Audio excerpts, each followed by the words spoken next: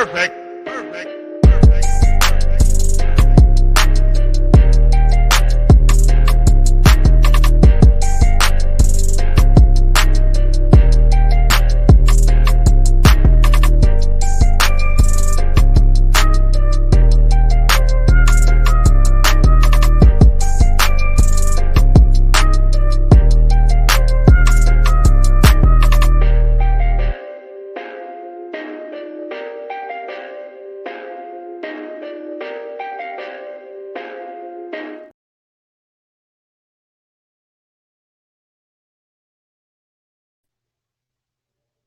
All right, now what's going on, y'all, man? Welcome to today's edition of SWAC Talk. Of course, this is a show where we cover the SWAC inside and out, and I'm your tour guide around the SWAC. C. Wells coming at you. And it is coming down to the final weekend of SWAC basketball play, man. These last two games taking place Thursday and Saturday are going to determine everything, man. Not a lot has been settled going into this weekend, so we probably won't know anything until Saturday night for certain. I mean, some tiebreaker scenarios and things could be settled with wins this on Thursday, but knowing the SWAC, it probably won't really come to fruition until Saturday. So we're going to talk about all of that, man. We're going to go into the standings and do my best attempt at some breakdowns. I'm not gonna go super deep into it, man, because otherwise it gives me a headache. So I'm not gonna go super deep into it, but I'm gonna try to go deep enough to make it worth my while and your while. But before we do all of that, man, make sure you check out those socials. Facebook is SWAC Talk, Instagram SWAC Talk, Twitter SWAC Talk 76. As I get these glasses on, because it's gonna be a wear glasses kind of show. Got a lot of reading to do. Like I say, SWAC Talk 76 is the Twitter. Instagram is SWAC Talk. Make sure you like the video. Go back and like all the videos, man. Get those likes up. Hit that subscription button to make sure that you subscribe. If you've already subscribed, man, I definitely thank you and I appreciate it. If you haven't, man, hit that button, man. We're trying to get up to 900, and then we're trying to get to the 1K. So you can't get to one without the other. So first step is crossing that 900, and we're going to try to do a little giveaway when we get to 900. So make sure y'all check that out. Other than that, feel free to comment your thoughts on the season so far. Where you think your favorite team going to finish, where you think, whatever, how you think the tournament going to shape up, and how this last weekend is going to shape up. Now, with there being games on Thursday and games on Saturday, I'm going to try my best to get a video out probably on Saturday morning about Thursday's action and going over the games for Saturday. I'm gonna try my best. If not, then you'll get a video on Sunday wrapping up everything. Well, you'll still get a video on Sunday wrapping up everything. I'm gonna try to slide a video in between those, and of course, like last season, I'm gonna try to do a session by session recap during the tournament. So with that being in the first round, there's 4 sessions. Two on the first day, 2 on the next day. 2 men and women's games on each session. I'm gonna try to recap both of those games, and then do the same for the late session. And then in the semis, I do the same thing, and then the championship will have a recap the day of the game. So gonna try to do all of that, man. Got a lot of stuff to go through. That means a lot of shows to drop. So y'all hit that notification bell so y'all can get all of that. Because I'm not really gonna do I'm not gonna have a lot of promotion about all of that. Just gonna drop them, so y'all make sure y'all check that out, man. With all that out the way, man, let's go ahead and let's jump into it knee deep. First off, man, salute to Jackson State women's basketball team. They won their 4th straight SWAC championship, 4th straight regular season championship on Monday when they after they beat Prairie View 90-65. Prairie View was the only team that beat them. They clinched the championship with 2 games left. So they're the number 1 seed in the tournament. No matter what happens, they can, not even play these 2 games, which, I mean, they will, but they could, if they could play NBA and rest their team and still finish with the number 1 seed. So they have locked up that number 1 seed, and they'll be awaiting whoever comes out of all of this mess as an 8th seed. So that's 4 straight championships, man. That's a dynasty. That's hard to do. Win the regular season 4 times, and multiple trips to the NCAA tournament, as well with that. So that's a dynasty. Coach Reed has had a tremendous program, and it don't look like it's stopping no time soon. So salute to the women's basketball team at Jackson State for winning a 4 straight SWAC championship regular season. So now let's go ahead and jump into everything else that's taking place in SWAC women's basketball. We'll start off with the weekly honors for this past weekend's games. The player of the week is Destiny Brown from Alcorn, and Micah Gray from Texas Southern is the impact player of the week. Brown, she posted back-to-back impressive outings this past week as the Braves went 1-1 for the week with a win over Texas Southern on Monday night. She averaged in those 2 games a league-leading 21 points per game to go along with 10 rebounds. So in those 2 games against Prairie View and Texas Southern, 1 win, 1 loss, she averaged a double-double, 21 and 10. That's tremendous. The impact player of the week is Micah Gray. She made a significant impact this past week for Texas Southern as she averaged 19 points per game during those 2 contests against Jackson State and Alcorn. She averaged 3 assists per game as well while shooting 75% from the free throw line. So those are your player of the week and impact player of the week. We have one more set of those honors to come out next week after these past weekend's games. So we'll see how that turns out. Then we'll have our all conference and player of the year awards coming. So there's a lot of things coming your way in terms of honors. So let's look at the scores from Monday's games. Southern dropped a tough game to FAMU, 57-50. Grambling beat Bethune-Cookman 59-52. Jackson State beat Prairie View 90-65. Texas Southern lost to Alcorn 72-66. That sets up Thursday's actions. We have 4 games on the schedule. Alabama State is at Southern. I have to double check that time because they're saying that it tips off at Southern at 3, but I'm not quite sure about that. Let me see if I can get the correct time for y'all. We'll get that straight. But Alabama A&M is at Grambling. That's a 5 o'clock tip. Alcorn is at Valley. That's a 5:30 tip. And Jackson State is at Pine Bluff. That's a 5:30 tip. And that game can be seen on HBCU Go. So Jackson State and Pine Bluff is the HBCU Go game of the day, men and women. So make sure y'all catch that action because HBCU Go has had a really good production all season, and I've been enjoying every aspect of what they put out. Let's see. Yeah, I think that Southern Alabama State game starts at 5:30. So just wanted to get that cleared up for anybody who may be making a trip to the yard for that game. So let's look now, man. Let's break out the old legal pad. I don't know if y'all can see this. Y'all can't see the writing, but had to break out the old legal pad, man. I jotted down a lot of notes for this. This is we're gonna look at the standings, man. It's a hot mess. Before we do all of that, man, I'm gonna go over the tiebreaker policy. This applies to men and women's basketball. If there's a 2-team tie, the first tiebreaker is head-to-head competition. Some teams have only played once, some teams have played twice. So if you play once, whoever won that victory breaks that tie. If you split 1-1, then it goes down to point differential. Point differential between the season. Between the season series. That's a lot of S's. So obviously, if Team A beat Team B by 5 and Team B beat Team A by 4, then Team A would win the tiebreaker or whatever.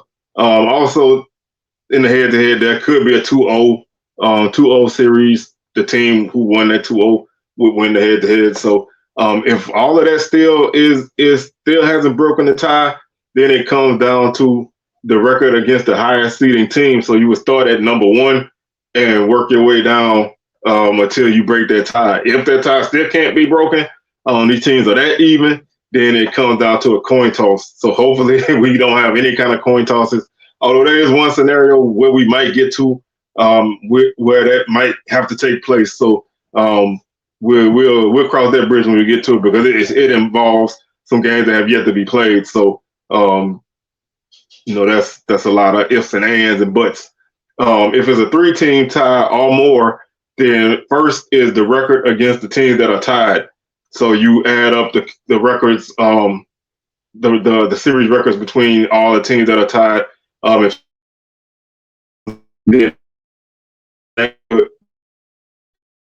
to a 2-team tiebreaker, and work your way down from there. Or if it's a 4-team, you get the 4th team out. You do a 3-team tiebreaker, then the 2, until you get it settled.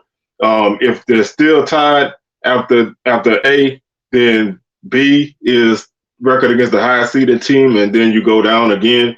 And if you still can't break the tie, then it comes down to a coin toss. Once you get past 3 teams and you get it down to 2, then you use the 2-team tiebreaker. So it's a lot to be settled. But I've done my best to somewhat kind of work that out and come up with some things. Now I wanted to go a little bit more deeper than I did, but I started getting a headache, and I was like, man, I don't really feel like dealing with it like that, because it's just for fun. So number 1 seed is Jackson State. We already know that that's locked up. Boom, bam, biff. Jackson State 15-1 right now, 18-8. They're on a 12-game winning streak. I don't see them losing those last 2 games, so you can probably pencil them in at 17-1, 20-8, and a 14-game winning streak going into the tournament. So they're settled. Alabama State right now is 12-4, 15-12. Alabama A&M is 11-5, 13-13. Bama State has won 6 straight games, so they're very hot right now. Alabama A&M has lost 1. Prairie View is 11-6. They've lost 1, 14-14 overall. Southern is 10-6, 13-14. They've lost 1. Pine Bluff is 9-7, 11-15 overall. They've won 2. Bethune-Cookman has really cooled off. They're 9-8, 10-17. They've lost 5 in a row. Grambling is 8-8, 9-18. They've won 2. Alcorn is 7-9, 11-16 overall. They've won 1. FAMU is 4-13. They're 6-22 overall. They've won 1. Texas Southern 2-15, 2-16, 2-26 overall. They've lost 3. And Valley is 0-16 with a 2-25 record. They've lost 19 games in a row. So they would love to get a win somewhere at the end of the season, man, so you don't go over in conference play. But they play Jackson State and Alcorn this week, so that's going to be a tough task to pick up a win out of either one of those games. So Valley could honestly easily go over this season and finish on a 21-game losing streak. So hopefully that doesn't happen. They can find some kind of big win at the end of the season to get out the snide. But FAMU, Texas Southern, and Valley are out. They're out of tournament contention. So that leaves us with 9 teams with opportunity to make the tournament. 8 if you take Jackson State out, because they're already in. So right now we have 8 teams fighting for 8 spots. And there's a lot of ties that can be possible. With Alabama State sitting at 12-4, they play Southern and Grambling to wrap up their season. If Bama State won both of those games, they would finish 14-4, and they would finish number 2 no matter what happened.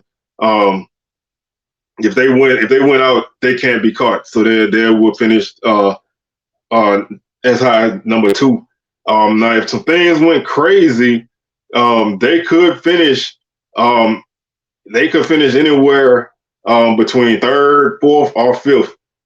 It would take a lot of movements to get to some of those spots, but they could finish anywhere between 4th and 5th in a worst case scenario.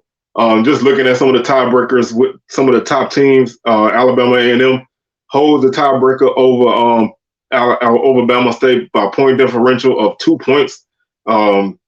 They won their matchup by 2 points more than Bama State did. Alabama State is 1-0 against Prairie View, so they hold that tiebreaker. Right now, Alabama State is 1-0 against Southern. they do play on Thursday. For Bama State to lose that tiebreaker, they would have to lose to Southern number one and lose to Southern by at least 6 points. So if they lost to Southern by 5 points or 3 points or 2 points, then they will win that tiebreaker. Obviously, they beat Southern, then there is no tiebreaker because they win the season series. Alabama A&M is 1-0 over Prairie View, so they win that tiebreaker. Right now, they're 1-0 over Southern, and Southern will have to beat Bama A&M by 12 points or more to win that tiebreaker. So there are some tough spots right there for some teams to move. Southern won that tiebreaker over Prairie View by 14 points because they beat Prairie View by, I think, 17, and Prairie View beat them by 3. So those are the tiebreakers for the top 5 spots. Now you can, once you get past the top 5 spots, there's a possibility for Southern to slide deeper. So you kind of have to look into Southern. If they lost their last 2 games, they could finish 10-8, which would put them in a possible tie with Pine Bluff, Bethune-Cookman, and Grambling.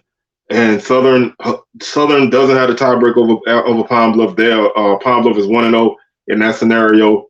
Southern does have the tiebreak over Bethune-Cookman and Grambling. So if they finish tied in that round, they would finish ahead of both of those teams.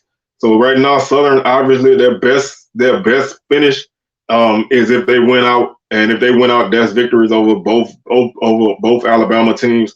And they won those point differentials, they could finish second place.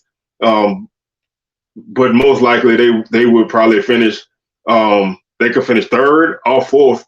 But right now they're sitting at fifth, which is probably where you can kind of figure them to finish. Prairie View, right now, they can only finish as high as fourth because of tiebreakers. They don't have any tiebreakers over the teams ahead of them. So even if those 2 teams lost and they finished tied with those 2 teams, they could only finish fourth because they could only finish fourth. That could be the highest they would finish, but they probably would finish fifth in that scenario because Southern would, if tiebreakers worked out, Southern would finish second. If tiebreakers didn't work out for Southern, then Prairie View could finish fourth. So they're kind of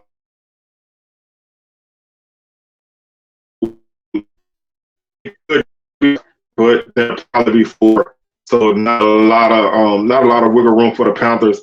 Pine Bluff, if things went their way and they won both of their games, then they could find themselves finishing as high as 4th place.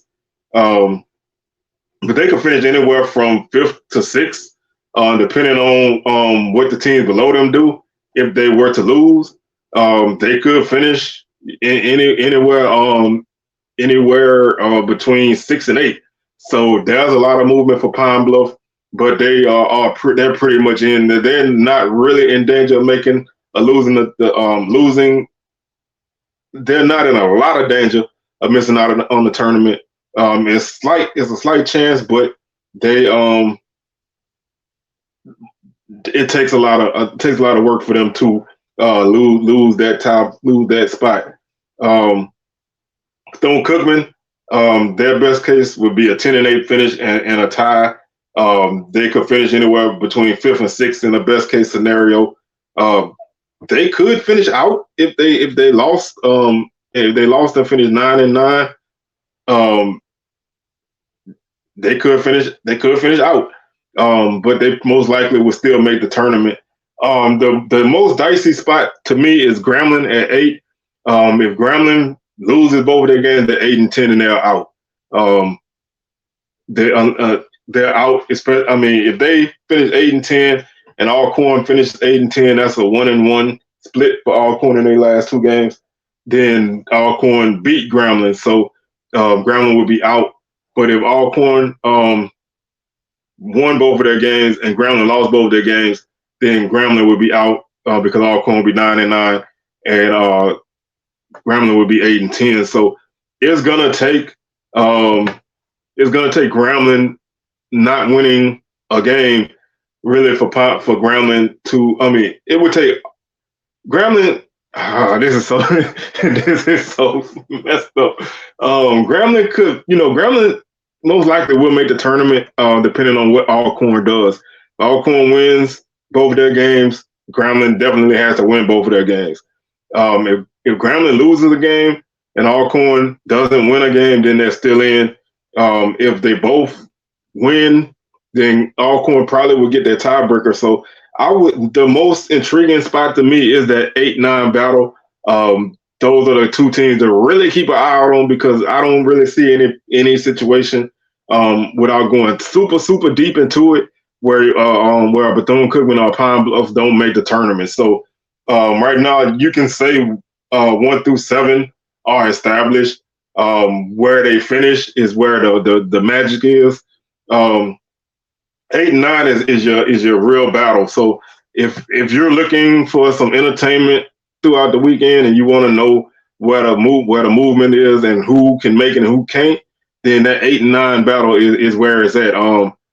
Like I said, it would take a lot of wizardry and sorcery to make a situation where the 6th seed doesn't make it because of losses, or the 7th seed doesn't make it because of losses. So that's a lot of stuff I don't really want to go too deep into, because I'm already getting myself turned around on this. But and this is just a fun exercise. I don't want to go too deep into it. But my prediction on the seedings would be Jackson State 1, Alabama State 2, A&M 3. I think Southern would finish 4th, Prairie would be 5th, Bethune-Cookman 6. Bethune-Cookman 6, Pine Bluff 7. And I think Alcorn is going to sneak in the tournament. So Alcorn would play Jackson State. Pine Bluff will play Alabama A&M. Alabama State, Alabama A&M will play Bethune-Cookman, and Prairie View and Southern will play. I think the most common matchup that you can probably put in pen would be Southern and Prairie View. Whether they're 4 and 5 or 5 and 4, those two teams are probably going to play each other in the first round, unless some crazy things happen. So that's the women's side of things, and it don't get no clearer on the men's side. There's not as many tiebreakers, but there's still a shitload. So we're gonna look into that, into the men's side of things, and we're gonna have some fun with that, because it's a lot of this is just a hot mess, man. I mean, I don't know how else to put it. The men's side of things is not clear either, and the men's side of things is even less clear, because there's still a battle for the number 1 spot. So you still, the last 2 games are important for everybody. There is no such thing as a meaningless game on this side. From top to bottom, everybody's playing for something. So you definitely don't want to come up short in this weekend. Everybody needs to win out. I mean, obviously everybody can't win out because everybody's playing other teams, but you're keeping pace with somebody. And one of the key things is Alcorn and Grambling, they only played once. Alcorn beat Grambling. So that's a very important thing to remember when you get into these situations. If Grambling wants to win the regular season championship, they need Alcorn to lose 2 games. They can't win the regular season championship if they finish 1-1.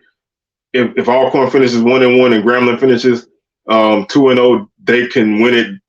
But if Grambling finishes 1-1 and Alcorn finishes 1-1, they can't win it. So if both teams finish 2-0, Grambling can't win it. Grambling needs Alcorn to lose both games to win the regular season. So that's something to keep in mind.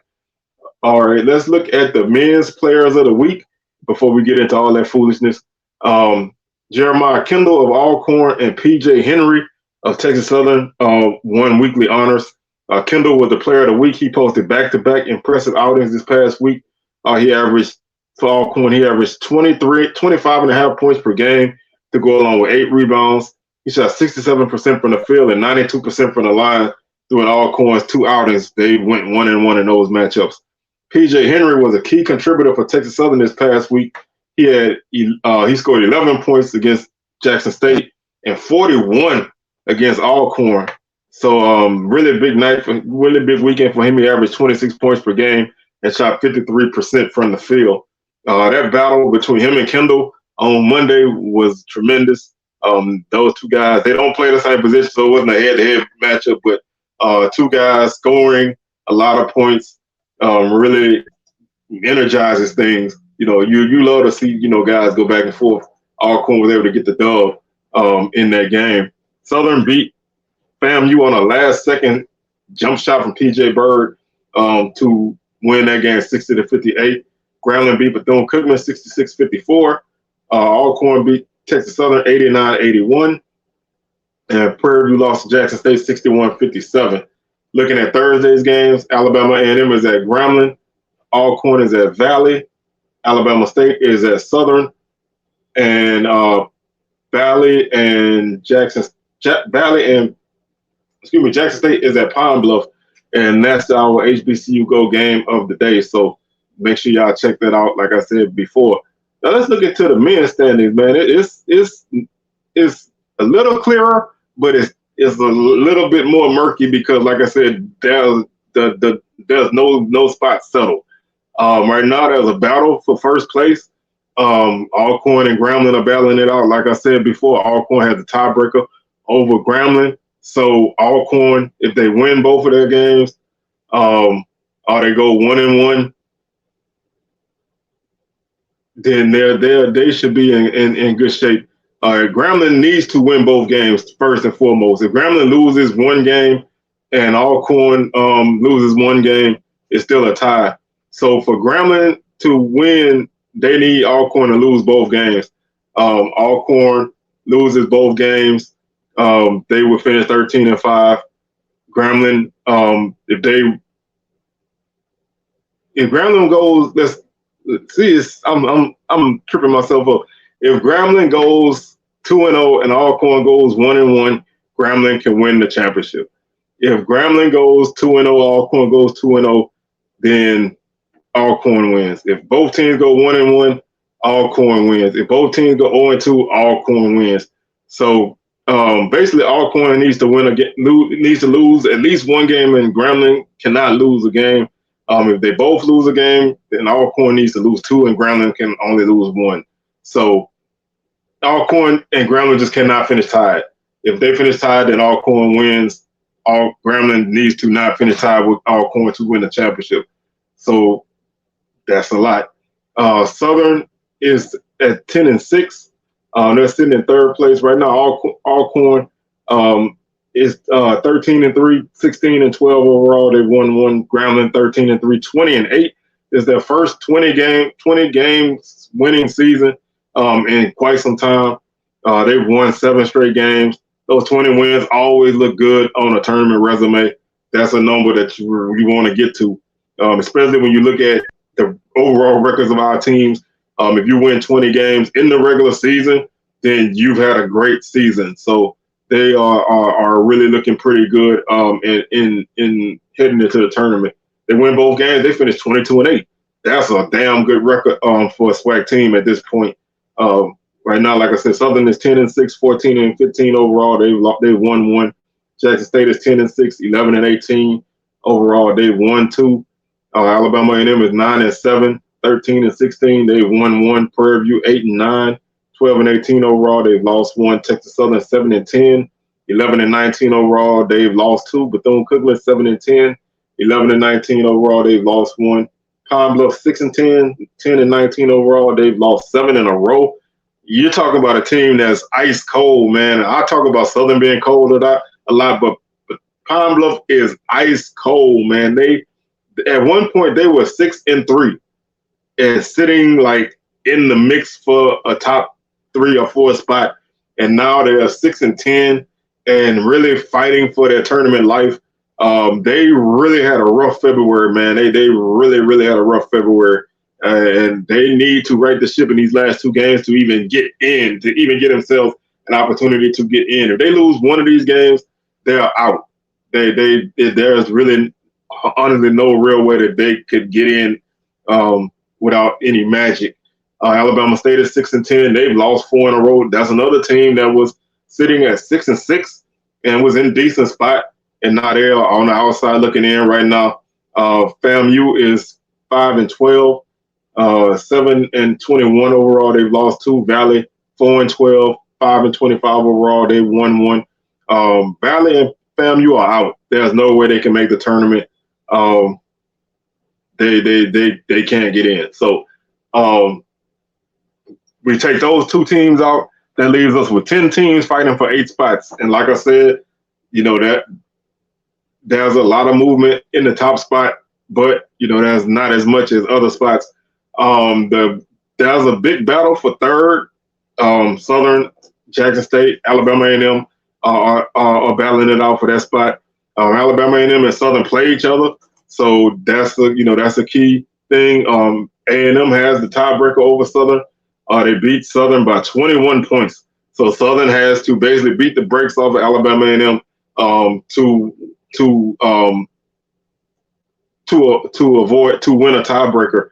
And for that to happen, those 2 teams, Southern would have to lose to Alabama State and beat Alabama A&M, and Alabama A&M would have to beat Grambling and Southern to finish 11-7. So Alabama A&M has to go 2-0, and Southern has to go 1-1, and Jackson State has to go 0-2 for that scenario to take place.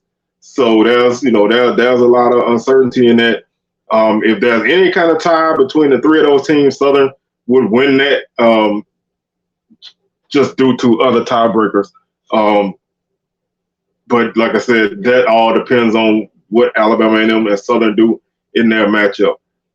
Jackson State does hold a tiebreaker over Alabama A&M, so if some kind of way Southern lost both of their games and A&M finished, let's say 11-7, and Jackson finished 11-7, then Jackson State would win that tiebreaker, and they would be third, A&M would be fourth, Southern would be fifth. So there's a scenario where Southern can finish 5th place. That's as low as Southern can finish. And that's crazy when you consider that Southern was 1st place only a couple of weeks ago. They are looking at a possible 5th place finish if things don't go their way. If Southern wins out, they're 3rd place regardless of what Jackson State does or what Alabama A&M does, because A, they play Alabama A&M, and B, they hold a tiebreaker over Jackson State. So Southern 2-0 this weekend, they are 3rd place solidly, no matter what happens behind that. If they lose one game, it depends on which of the 2 teams they lose to and what Bama A&M does in their other games. So there's still a chance if Southern goes 1-1, Jackson goes 1-1, and A&M goes 0-2. Well, they would be if they lost to if Southern's 1 win in that 2-game matchup was Alabama A&M, Southern still can find themselves in a good spot. So right now, like I said, any one of these teams can finish as high as 3rd. It take a lot of movement for it to happen for Alabama A&M, but they can do it. Jackson State doesn't take a lot of work to finish 3rd. They just need Southern to lose, and they win. Southern, if they win out, they are 3rd place. So those 3 teams can finish as high as 3rd and as low as 5th. Prairie View is at 6th place right now. They don't have a lot of wiggle room, man. They only have 1 game left. If they win that game at 9-9, they can't catch Alabama A&M unless Alabama A&M loses both of their games. But Alabama A&M holds a tiebreaker over Prairie View, so they can't jump them no matter what happens with the Bulldogs. So if they both finish 9-9, Prairie View is still in that 6th spot. That's as best as Prairie View can do. So they can't move up at all. If they lost the Texas Southern game, and they would finish at 8-10, Texas Southern would be 8-10. Bethune-Cookman beats FAMU there 8-10. And then you got Bama State and Pine Bluff, who, if that was like a 5-way tie for 8-10, man, I'm not even getting into that. But Prairie View is, I won't say they're solidly in the tournament, but they are pretty safe. If they win, they're in. If they lose, then it's going to determine a lot of other things that take place. If they finish tied with Texas Southern, Texas Southern has to beat Prairie View by 16 points on Saturday to jump Prairie View in a tiebreaker. So Prairie View's they're in a pretty comfortable spot. They don't have a tiebreaker over Bama State, or Bethune-Cookman. So they want to try to. You got to try to avoid being tied with those two teams. They do have the tiebreaker by point differential over Pine Bluff. So if they were to lose and those other two teams and everybody else wins, it gets dicey for them. So for Prairie View, win and you're in. Lose and you're gonna have to pray and hope some of those teams behind you lose as well. If they do lose to Texas Southern and Bethune-Cookman loses to FAMU, they would be 7-11. Prairie View is still in. They would just finish, depending on the point differential, they would either finish 6th or 7th. So they're pretty solidly in. Like I said, it could take some work. If they lose and other teams win, it can get dicey. Texas Southern, they can finish as high as 6th place, depending on how much they beat Prairie View by. If they beat Prairie View by less than 15 points, they're a 7th seed. Depending on what other games happen. So their tiebreaker with Bethune-Cookman, they win that. So if they finish tied with Bethune-Cookman, they would win that tiebreaker. Texas Southern is 1-1 against Pine Bluff. I did not write down the point differential. I need to figure that out. Let me do some quick mathematics. Let's see. Texas Southern beat Pine Bluff. The first matchup, they lost to Pine Bluff by 4. Next matchup, they beat Pine Bluff by 5. So they win that point differential by 1. So they hold a tiebreaker over Pine Bluff. They hold a tiebreaker over Bethune-Cookman, and they have the tiebreaker over Alabama State. So Texas Southern, if they win, they're in. If they lose and they finish in a tie, they still probably will make it. I see Texas Southern still being no worse than 8th. They're probably going to finish 7th, but I don't really see them not making it. So, like I said, if it's one of those weird chaotic situations, they could finish out. But right now, I think they're pretty much in. I don't want to say they're solidly in, but I think they're in. I'm penciling them at the 7th spot. Bethune-Cookman, win, and Texas Southern loses, you're in. You're 8-10. You cannot finish tied with Pine Bluff. Pine Bluff has a tiebreaker over you. You have the tiebreaker over Alabama State. So you finish tied with Alabama State, and Texas Southern loses, you're in. So win and Bethune-Cookman should be in. Like I said, you don't want to get into too many tiebreakers. Bama State and Pine Bluff, they both need to win 2 games to even get in. One loss and those 2 teams are eliminated. So whether they lose on Thursday or Saturday, if either one of the teams lose 1 game, they're out. They both have tough games. Pine Bluff plays Jackson and Alcorn to close out their season. Bama State plays Grambling and Southern to close out their season. So 1-1 for either one of those teams, and they're out. 11 losses is probably not going to get you in the tournament. So they need to win out and hope for some